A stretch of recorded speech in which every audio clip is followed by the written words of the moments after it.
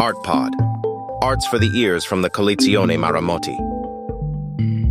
A collaboration with Doppiozero. Gerhard Richter.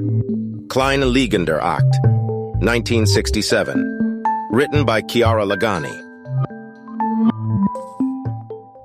The painting, by Gerhard Richter, titled Kleiner Liegender Akt, Small Reclining Nude, 1967, shows a woman lying on her side, on a sofa, completely naked.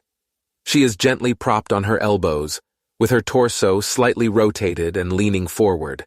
Her arms are around a dark cushion. Her right leg, bent, is crossed over her left one at the calf. The woman is probably looking at us. We can't tell for certain, because the image is out of focus. A sort of opaque veil is interposed between us and the painting, and prevents us from clearly seeing the woman's eyes and the details of the room she is in. Behind her naked body is a rectangular surface decorated with lozenges, a grating, that a hasty glance might even take for a tapestry or a flying carpet. Probably, however, it is a cupboard set against the wall, as we can tell from two objects sitting on top of it, a framed picture and a vase of flowers. But is this really the case? It seems like the artist has tried to reduce the legibility of his image, which looks to us almost like a painted photograph. In some sense that's true, because Richter, from the beginning of his career, has adopted a specific procedure.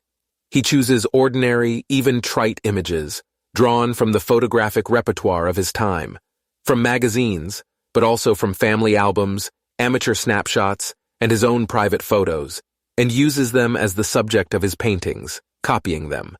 He treats them, ultimately, almost like found objects. Yet his process is never one of mere replication.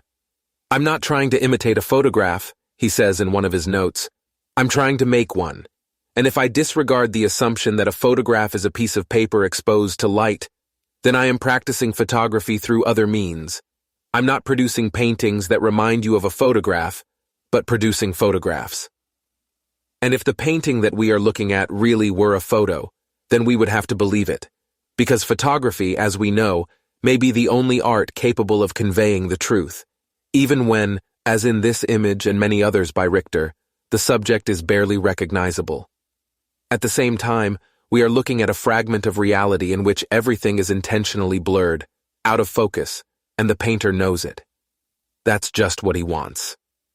In a self-portrait from 1996, we can make out Richter, his eyes cast down, immersed in a thick fog, the blur. Richter's subjects are often familiar figures, his wife, his daughter, but also come from history.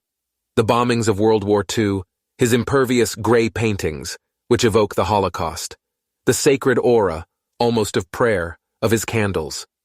All of these planes seem to be intertwined and to leave traces on each other, image after image.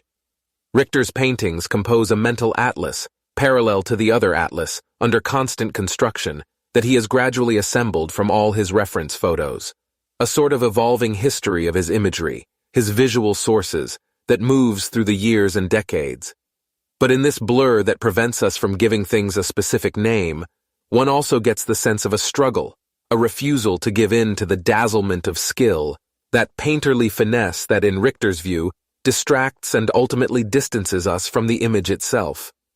Dietmar Elger, his first biographer, says that his works illustrate a lost truth.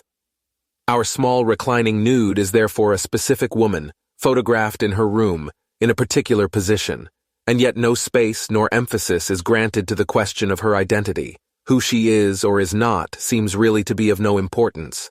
This gives her an aura of archetype, and so, looking into her veiled eyes, we are the ones who feel observed, and all at once, we recognize ourselves.